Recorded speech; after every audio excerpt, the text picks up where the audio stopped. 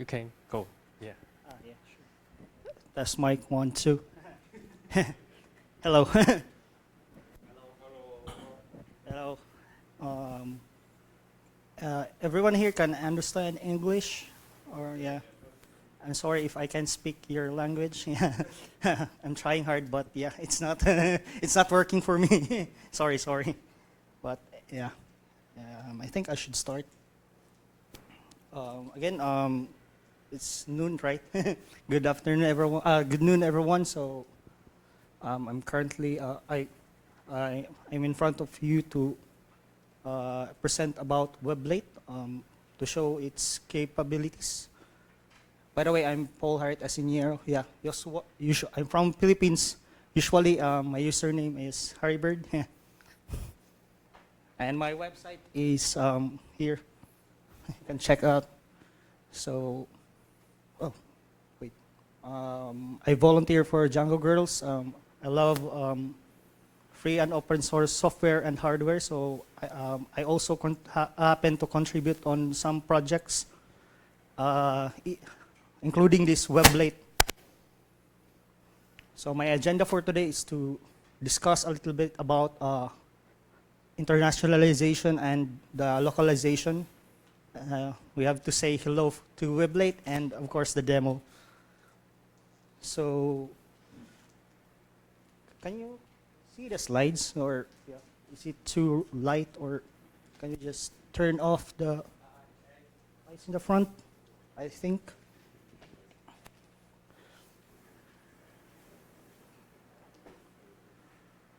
Is it okay, right? Yeah. Yeah, I will just continue. Yeah, thanks. Internationalization is a practice of developing software with the readiness to work in different languages. So, way better. Thanks. Thank you. 谢谢. It is usually done by developers, integrating, for example, I'm using this code here. This uses Django. So, for example, for you to integrate internationalization in Django, you have to, for example, use the getText function. So, for example, usually internationalization starts with English language, but it depends also of which developers are capable of speaking and writing. So here also, there's a template language, right, like translate, hello world. So in order for it to be imported or somehow tagged as phrases or text that's ready to be translated by your translators. Here goes localization. Is the process of adapting, translating, customizing a product software for a specific market. For example, mainly we discuss localization here in the context of translating languages on your website, on your applications, but it doesn't limit, the localization doesn't limit, for example, if you have a product or a service, considering for example, there are laws here in Taiwan, so you have to customize for example, there in the Philippines, I developed an app, then brought it here to Taiwan, so there are some changes that I have to make, especially to comply with the laws here in your country, something like that, aside from the language and the culture and the currency, of course, right? So, yeah. This is done usually by translators, so here is this is the translation view of the Weblate. For example, we have here the English phrase. We started the internationalization as English language. Then for example, there in the Philippines we use Tagalog. So Monday is Lunes. There are other phrases here or texts here that you can translate into also. That's the view of Weblate in the translation view. So this is the workflow usually. So for the internationalization, you have the product and product design, product development, then product testing. So here you integrate those things that prepares it to be localized. So you have to consider, you have to prepare for example, we're talking about app here. You have to prepare your app or whatever you're doing to be localized. So you have to do it in the internationalization here. Then after that, once you're ready, then you can just do localization. You can, for example, you can have some contributors or translators for you, and you can also do machine translation, right? Especially with the help of AI. It depends also of what do you prefer. If you prefer human translators, then you can do it. So the importance of internationalization and localization is that it reduces the amount of training necessary to empower end users to use a computer system. So most of the software or the applications or programs or whatever we call it, we really we have to consider the user, the end users in the design of it. So it reduces the training because first of all, if your software is localized, then they are when they are interacting with your app, they are already seeing it as using their mother tongue or the language that they are using at their place. Or provide specific and customized experience to the target market regardless of the region. So you have a one app, but it will cater different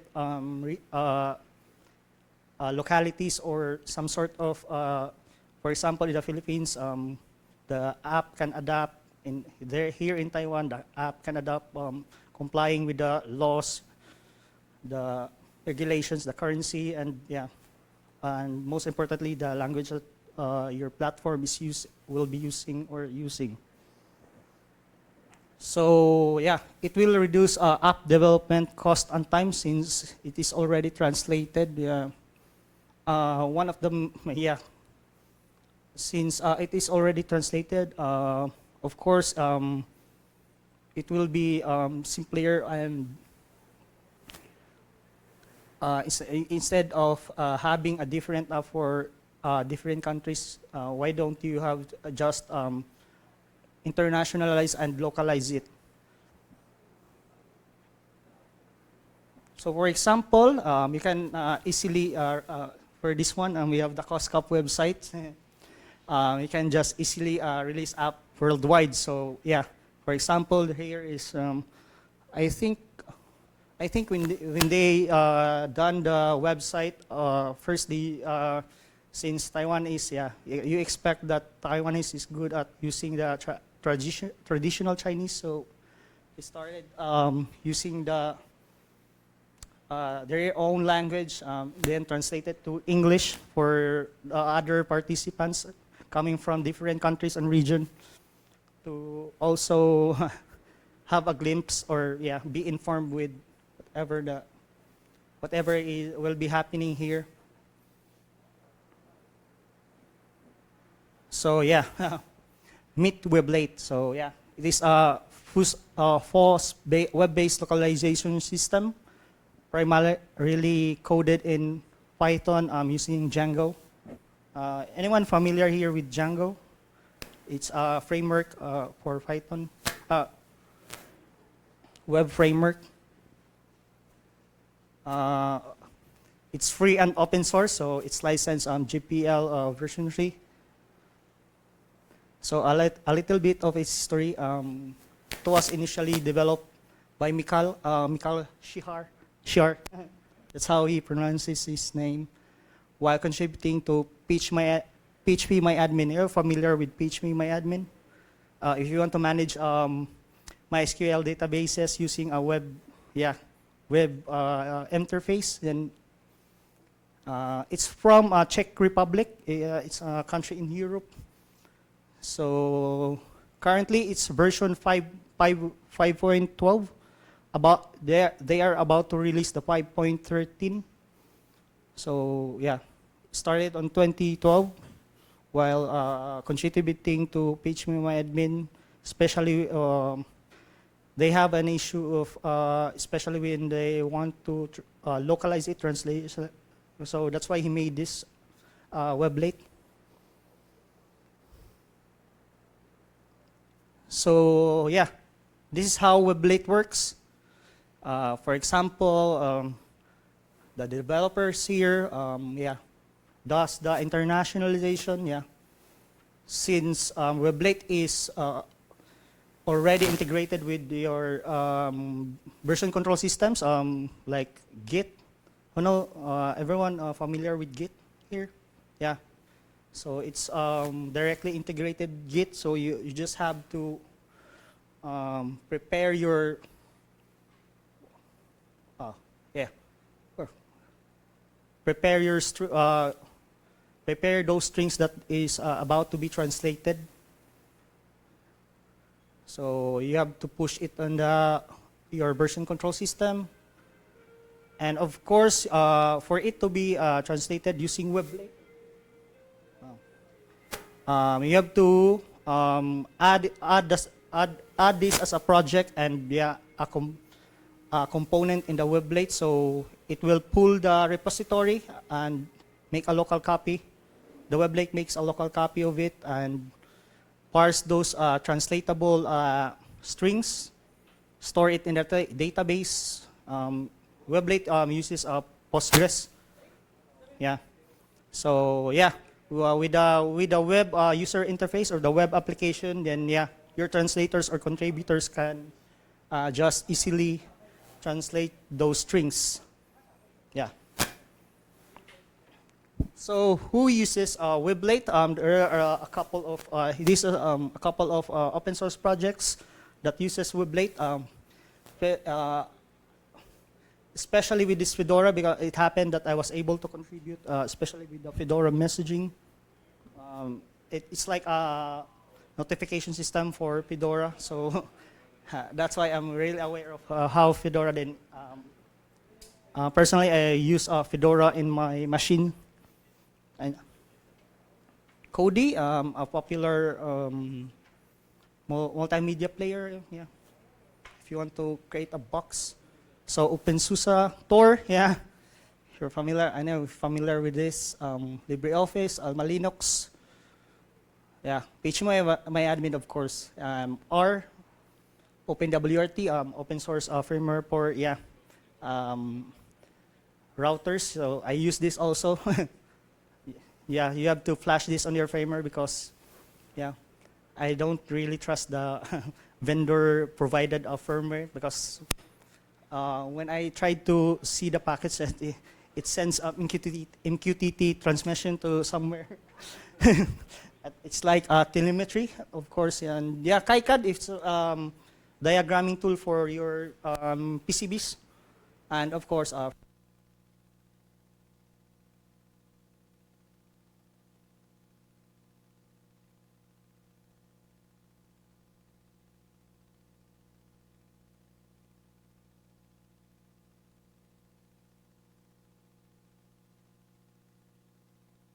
他们看一下怎么说？哎，有。OK。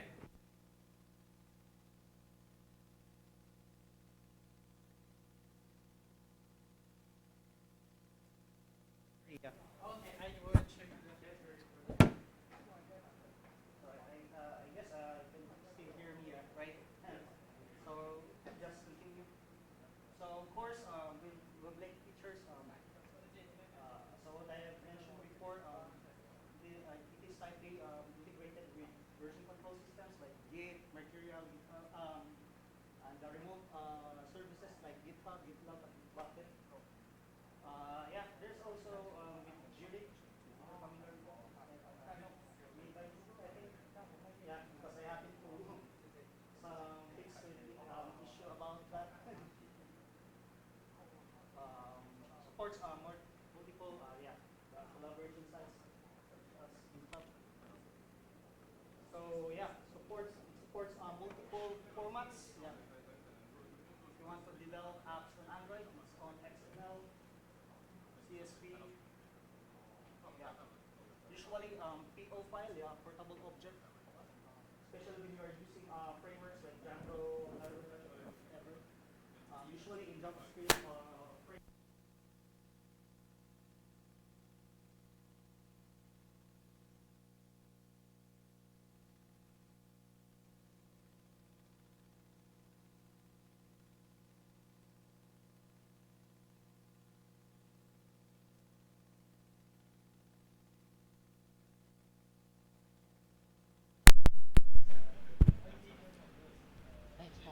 So here has the table one micro and microphone, and you can see your.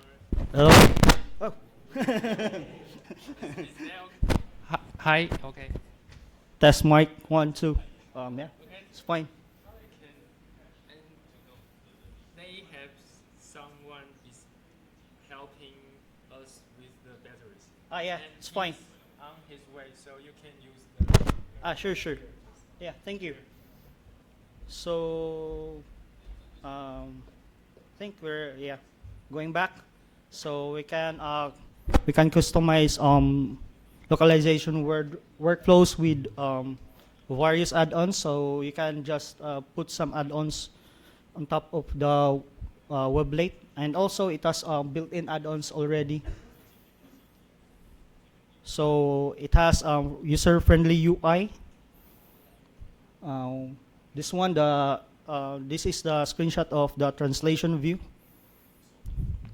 It also does quality checks to improve the translation quality, of course, and there are times also that it will give you a false positive. You can just ignore the suggestion or the quality check errors. You can just ignore it. It can generate reports for the activities. You can just lower it down. Yeah, can generate reports for the activities in the project. Also, list of the contributors, such as the staffs. So yeah, especially if you want to know who contributed and what are those, what's the progress of your translation or the localization progress. So you can also integrate machine translation services or AI to be added on Weblate. For example, you can use Amazon Translate, OpenAI, Google Cloud Translator. If you want to just to use the machine translation, then you can just integrate it easily instead of using human translators. So there are different ways to start using Weblate. You can use the it can be first self-hosted. For example, if you have your own server and you just want to install it by yourself, you can deploy it. An easier way to install it is by using the Docker. In the documentation, it is already the step-by-step procedure or the process of installing it on your own server, especially if you want to deploy it on premise, or if you have a virtual machine on the cloud, then you can just install it by yourself. We have the gratis Weblate, especially this is for open source projects. You can just use Weblate for your open source projects, but you have to apply for this once granted, and then you can just use the Weblate. We have the premium cloud. It is a paid service. It's like a hosted version of Weblate, a centralized one. You can go to hosted.weblate.org, and it's there. Together with those open source projects that are granted to use the Weblate. So of course, there's a demo.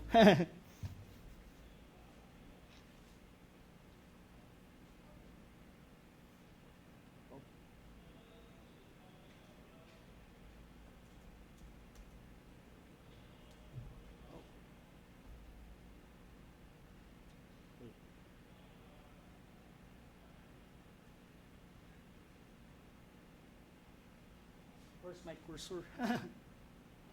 Here.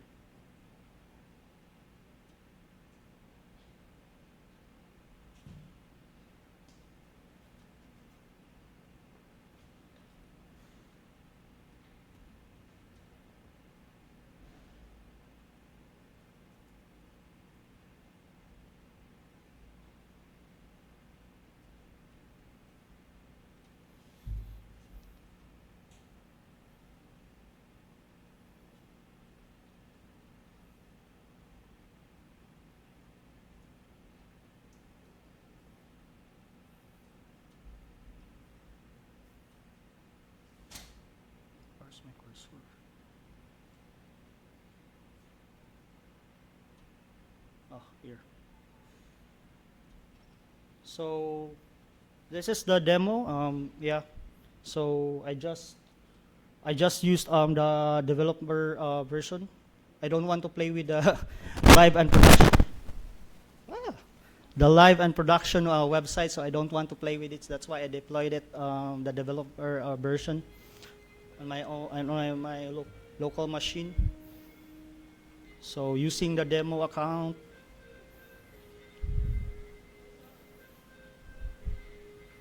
So here I just check the. Oh wait.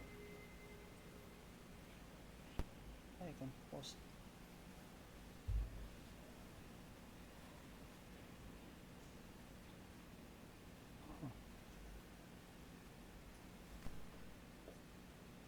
So here I just check the SSH keys. This is useful. This is useful, especially if you want to integrate it on GitHub, on your remote repositories, in order for the Weblate to be granted permission. So yeah, I open my GitHub account. For example, I forked the PretalX, the CFP system used by this conference also.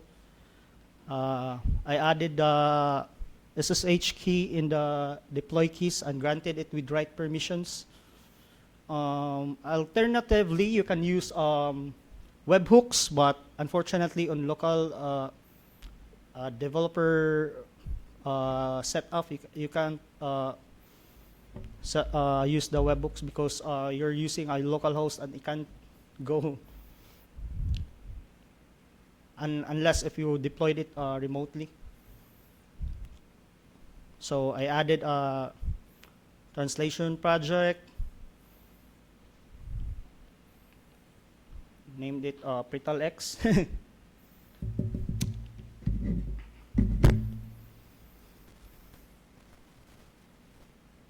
So I added a component. This is where you add the actual GitHub repository. For example, I added here. I added the branch. The repository. It should be the SSH version of the source code repository link. You have to use this. Then I linked it to the main branch.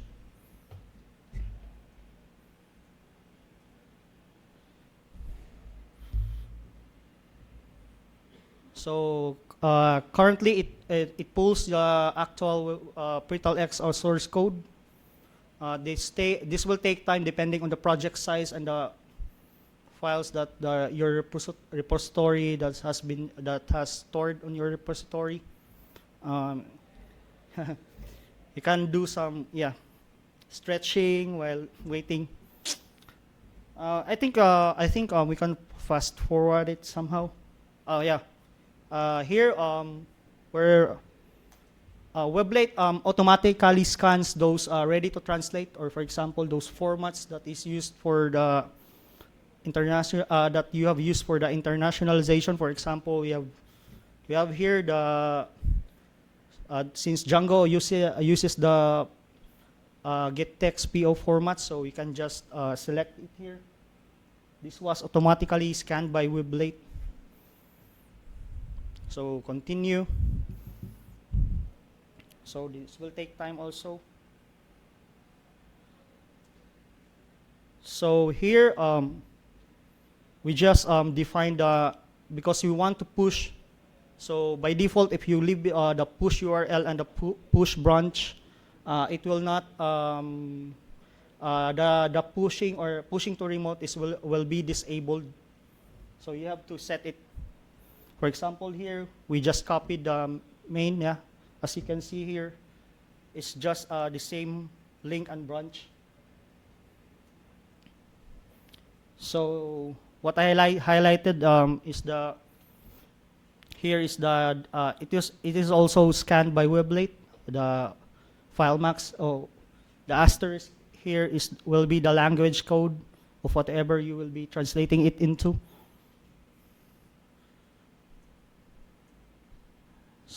So another thing is here is the source file of your strings is on a POT format.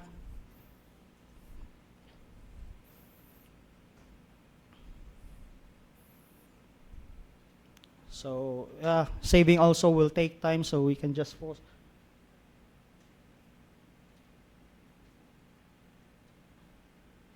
So here, it's currently preparing your project to be added on Weblate. With those parameters you have been specified,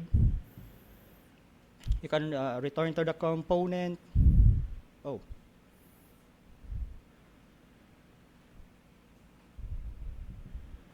So for example here, as you have noticed, there's a clock somewhere here. It tells you that there's something going on in the background, so you can just click it if you want to see the log. For example, like this, because it was already they have translated Pretal X on several various different in different languages, so the Weblate automatically detects it also.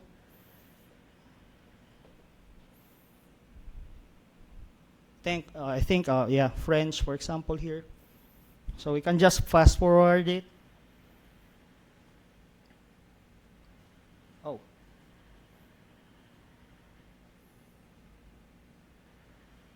So for example, I think this is this is the already translated. You can see the progress of the other languages aside from the English. You can also add by pressing the plus icon.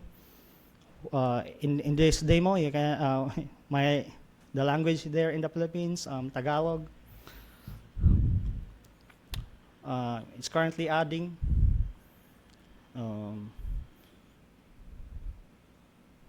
So yeah, as you can see, the Tagalog is already added below.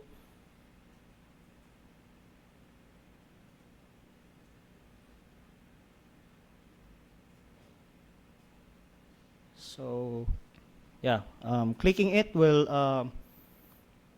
and clicking translate will go you will navigate you to the translation view. For example, in the English, thank you for your feedback. You have to translate it. Salamat sa iyo. Feedback. Then yeah, we can click save and continue. And this will be stored in your database first. So we can just skip this because there are also the strings, other strings also. I just translated one only. Then in the money here, you can just go to manage if you, since we didn't use the webhooks way, so we just commit it first. This will be added on your local Git repository, the Git repository inside Weblate. Then push it in order for it to be seen on the GitHub to the remote repository you have added on you have linked to the Weblate. So it will push. It will also take time depending on the internet connection. There in the Philippines, I think the internet struggles much. So yeah, it's already pushed. So as you can see on the GitHub, I just reloaded it. Then there's a new commit coming from Weblate. So we can see what are removed and added. Added some attributions. Of course, the string that. Oh. Should.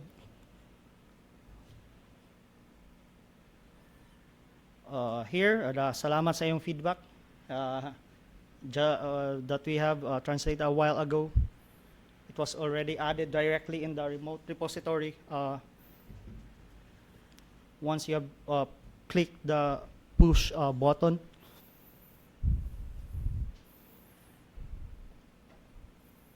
So yeah. I think that's all for the demo.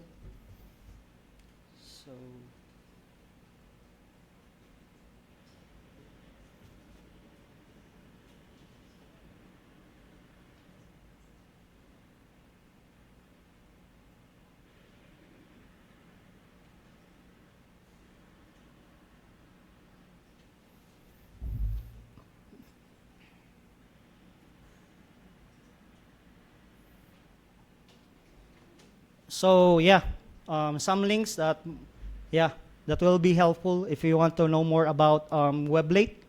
We have the official website, the weblate.org/in, en. So it will be in English. We have the documentation also if you want to know more about it. Specifically, if you want to contribute, if you want to start using it, installing it, and ins and outs of using Weblate. It's in the documentation. Of course, the source code, especially if you want to contribute. Yeah, contributions are welcome.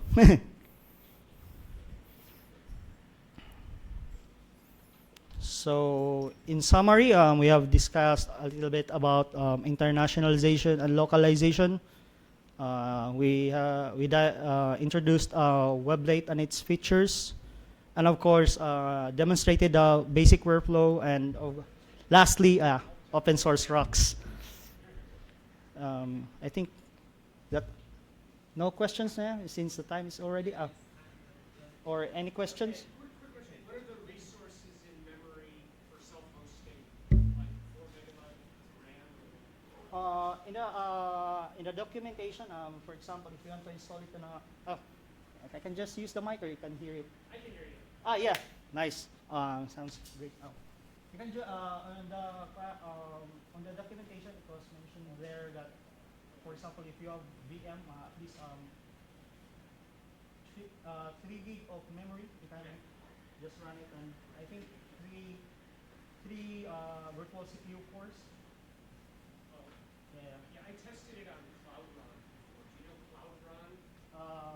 It's a self-hosting service. Yeah, another cloud. Cloud Run. Oh. Yeah. Another question? Oh. I have a question about as a translator, as a member of the project, can the Weblate export the language project to the, for example, this LIFF file? Do you have an export and import feature?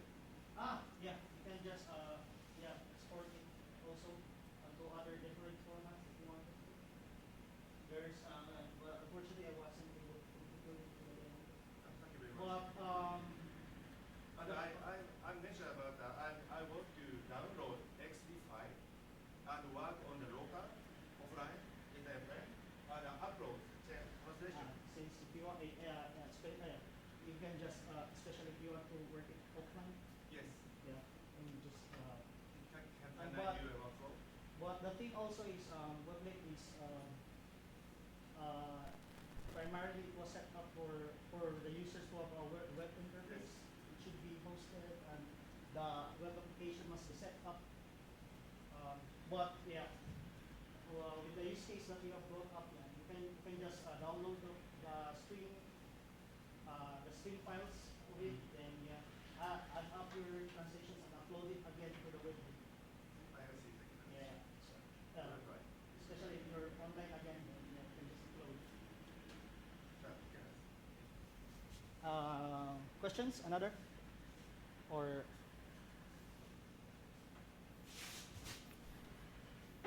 I think we're all cool. Yeah. So yeah. Lastly, thank you, and yeah. Can check my email, websites, whatever, GitHub, and LinkedIn, Medium. Thank you. Thank you for a great Weblate introduction. Yeah. Thanks. Thank you.